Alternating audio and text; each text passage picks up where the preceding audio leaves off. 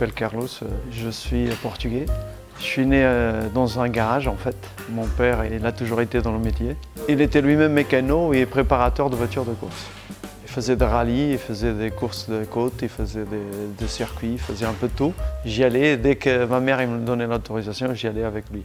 Et c'est ce qui m'a fait aimer la mécanique, quoi. J'en ai fait un peu de courses de rallycross, d'autocross. J'en préparais des voitures aussi pour le rallycross.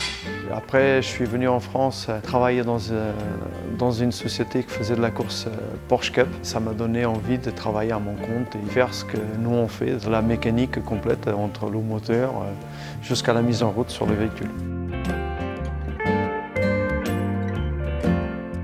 J'ai envie de tout faire dans la mécanique, que ce soit usiner la pièce, faire au moteur et après l'entendre tourner, le faire tourner, l'essayer. Je le fais toujours comme j'ai appris avec mon père, surtout à l'oreille et à le ressenti au moment de l'essai de véhicule, quoi.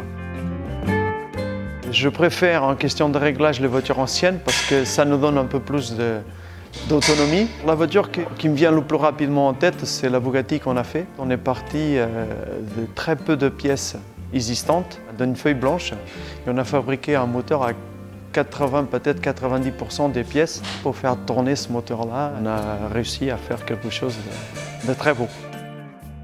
C'est une fierté et ça nous donne envie de continuer à faire ce qu'on fait.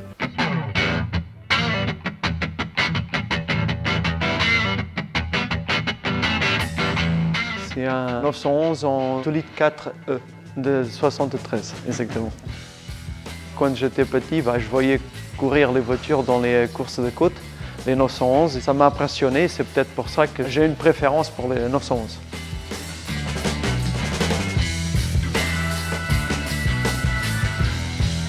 Ici, on a une Jaguar MK2. C'est un carrossier qui nous a déposé pour faire le moteur aussi.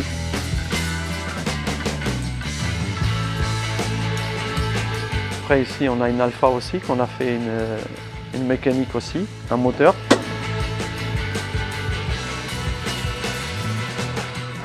Au début, on croit que c'est qu'une petite panne. Et après, quand on commence à faire des recherches, on voit qu'il y a des soucis plus importants, qu'on est obligé de tout démonter et de tout refaire à neuf.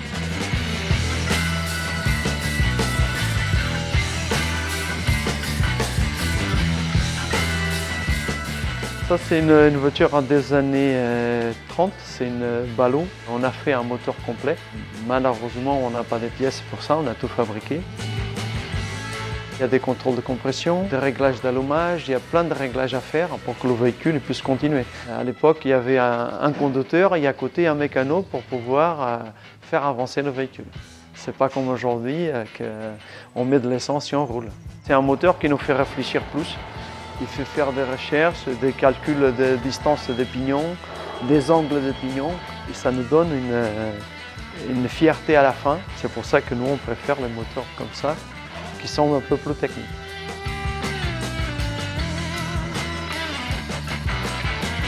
Ici, on a une petite Renault NN, un véhicule populaire de 1923.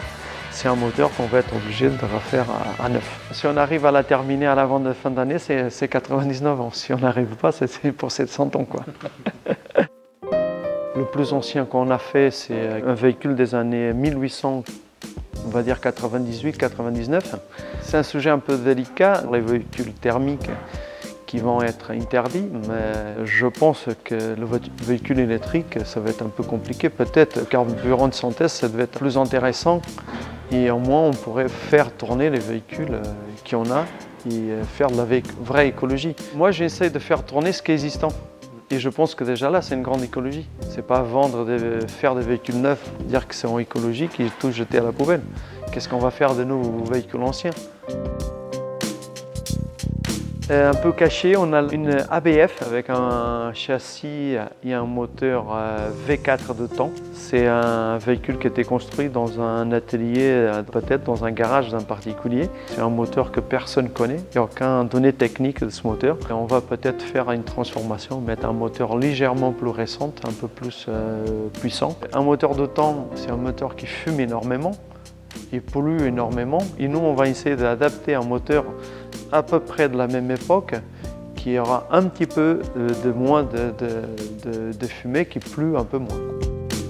Mon plaisir dans ces véhicules-là, c'est exactement la mise en route. Les premiers tours de roue, ça nous rapporte dans le temps. On a des idées de qu'est-ce qu'ils pouvaient penser les gens à l'époque quand ils roulaient avec ce véhicule-là.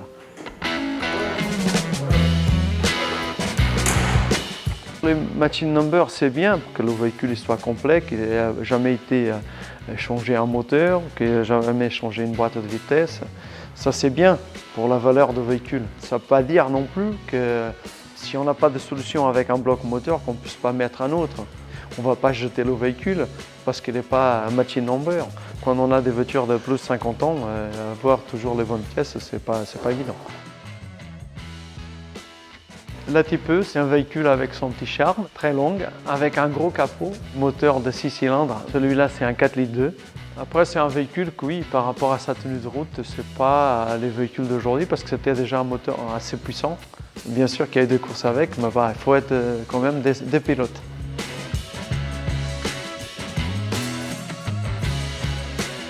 Ce buggy, c'est un monstre qu'on essaie de restaurer complètement. On a fait toute la partie mécanique et là, le carrossier nous a apporté la caisse qu'on est en train de monter et on va la terminer normalement pour cet été.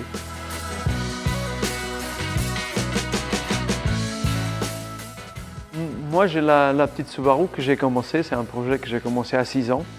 C'est un véhicule que j'aime bien, parce qu'il a fait pas mal de rallyes que je voulais préparer pour faire de la course.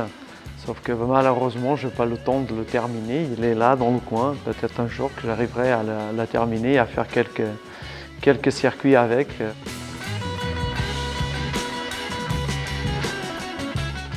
De ce côté, c'est la partie qu'on monte des moteurs.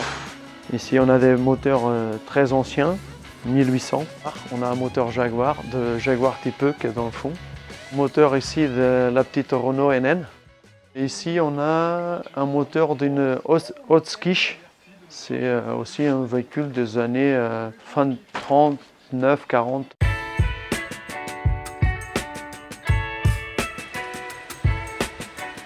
Tout le monde croit qu'être patron, c'est facile. Mais moi, sincèrement, je préfère mettre la main à la pâte et faire les véhicules et les moteurs plutôt qu'être derrière le bureau en train de faire des recherches et des devis.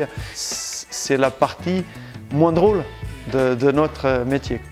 Ce que je conseille aux jeunes qui veulent apprendre ce métier, il faut se poser des questions, voir si c'est vraiment ce métier qu'ils veulent faire. Parce que malheureusement, ce n'est pas le métier aussi simple. J'en ai quelques jeunes qui le savent. Parce que dans notre métier, dans la restauration, c'est vraiment de la mécanique pure. Nous, on ne fait pas de speedy, on ne change pas que de la pièce. Il faut y réfléchir, il faut savoir le démonter, il faut savoir le pourquoi de chaque pièce pour pouvoir le réparer et le faire monter, tourner correctement.